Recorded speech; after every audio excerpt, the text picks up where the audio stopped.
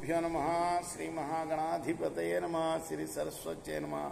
భక్తులారా, వాల్మీకి మహర్షి రచించిన శ్రీమద్ రామాయణం యథాతథంగా చెప్పుకున్నాం. ప్రతి శ్లోకం దాని అర్థం.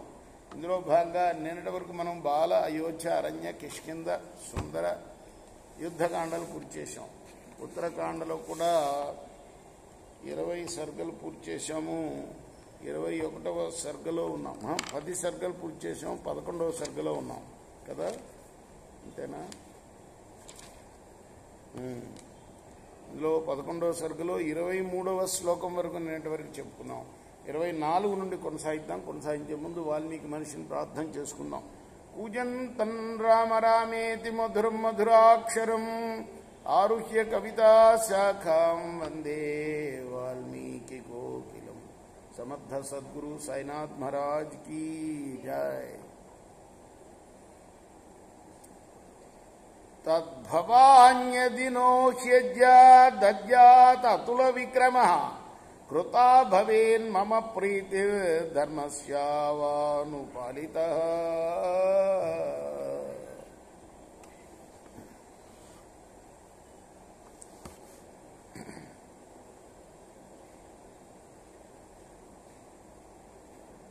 ఎవరి దగ్గరికి వచ్చాడు?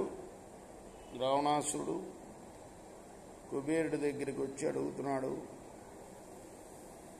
నీవు ఇప్పుడు లంకను కనుక మాకు ఇచ్చేసావంటే నాకు సంతోషం కలిగించిన వాడు అవుతావు, ధర్మాన్ని పాలించిన వాడు అవుతావు. సతు గత్వా పురీం లంకాం ధనదేన సురక్షితాం అబ్రవీత్ పరమోదారం విత్తపాలమిదం వచం వచః. ఇదంతా ఏంటి? రాయబారం పంపుతున్నాడు, ఇలా చెప్పు అని. ఎవరికి? కుబేరుడికి. నీవు కనుక లంకను మాకు ఇస్తే సంతోషాన్ని కలిగించిన వాడు అవుతావు అని రావణాసురుడు ప్రహస్తుడికి చెప్పి పంపించాడు. వెంటనే వాడు ప్రహస్తుడు లంకా నగరానికి వెళ్ళాడు. అతనితో ఇలా పలికాడు, ప్రేషితోహం తవ భ్రాత్రా దశగ్రీవేణ సువ్రత త్వత్సమీపం మహాబాహో సర్వశస్త్రభృతామర. మహాబాహు, సర్వశస్త్రధారుల్లో నువ్వు శ్రేష్ఠుడివి. నీ సోదరుడైన దశగ్రీవుడు నీ దగ్గరికి నన్ను పంపాడు.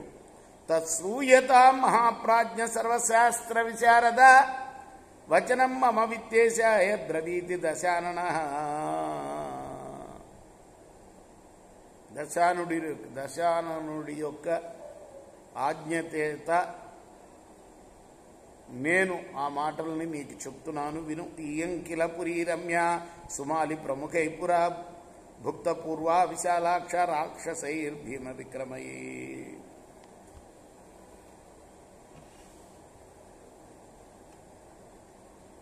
ఓ విశాల నేత్ర,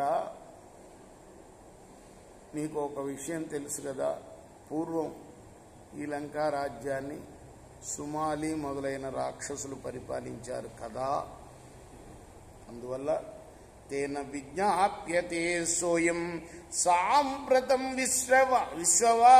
విశ్రవాత్మజ తదేశాదీయతాం తాత యాచతస్తస్య సామతః.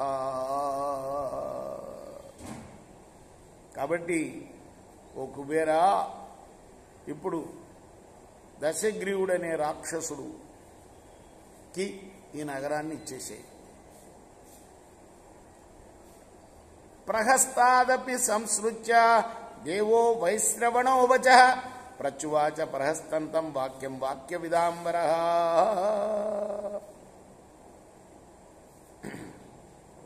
ప్రహస్తుని మాటలు విన్నాడు కుబేరుడు. అతనికి ఇలా బదులు చెప్పాడు, దత్తామమేయం పిత్రాతు లంకా శూన్యా నిశాచరై నివేశితా చ మే రక్షో దానమానాది బిర్గుణై ప్రహస్త. నాకు నా తండ్రి ఈ లంకనిచ్చాడు. అప్పుడు రాక్షసులు ఎవరు ఇక్కడ లేరు. నేను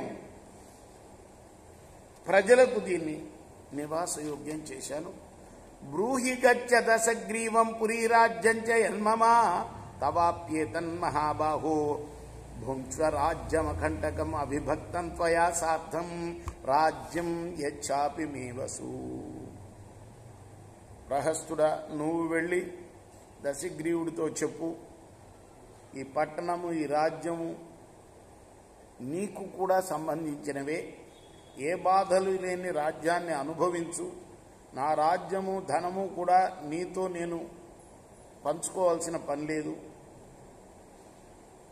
మనిద్దరం కలిసి అనుభవిద్దాం. అంటే నీకు కొంత నాకు కొంత అని కాకుండా మనిద్దరం కలిసి అనుభవిద్దాం, నువ్వు నాకు తమ్ముడు అవుతావు కాబట్టి.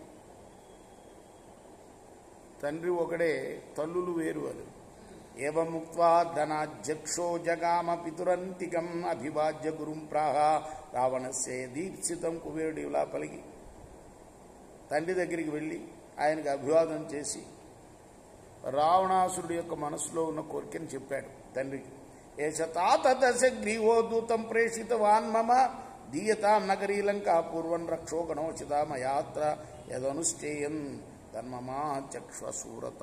తండ్రి, ఈ దశగ్రీవుడు పూర్వం రాక్షసులు నివసించిన లంకను నాకు ఇచ్చివేయి అని కోరుతూ నా వద్దకు దూతను పంపాడు. ఈ విషయంలో నేనేం చేయవాలనో చెప్పమని సలహా అడిగాడు. బ్రహ్మర్షిస్త్వేవ ముక్తౌ సో విశ్రవ మునిపుంగవ ప్రాంజలింద్రందం ప్రాహు శృణుపుత్రవచో మమ. ఆయన ఆ విశ్రవసుడు, కుబేరుడు తండ్రి బ్రహ్మర్షి కాబట్టి ఆ మాటలు విని కుబేరుడితో అన్నాడు, కుమారా, నేను చెప్పే మాట విను. దశగ్రీవో మహాబాహురుక్తవాన్ మమ సన్నిధౌ మయా నిర్భిత్సితశ్చేసీద్ బహుసోక్త సుదుర్మతి. ఈ విషయం నాకు కూడా చెప్పాడు ఆ దశగ్రీవుడు. దుష్టబుద్ధి గల వాడిని మందలించి అనేక విధాలు చెప్పాను నేను వాడికి. నక్రోధేన మయా చోక్తో ధ్వంససే చ పునః పునః శ్రేయోభియుక్తం ధర్మ్యం చ శృణుపుత్రవచో మమ.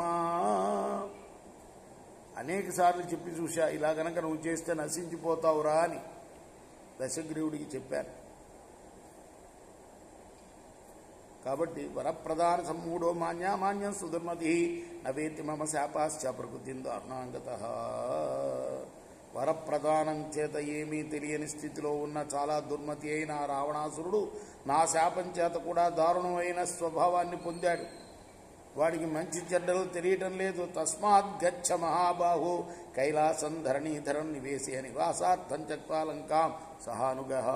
అంచేత నువ్వు లంకను విడిచి నీ అనుచరులతో కలిసి కైలాస పర్వతానికి వెళ్ళి అక్కడ నివాసం ఏర్పరచుకో అని చెప్పాడు.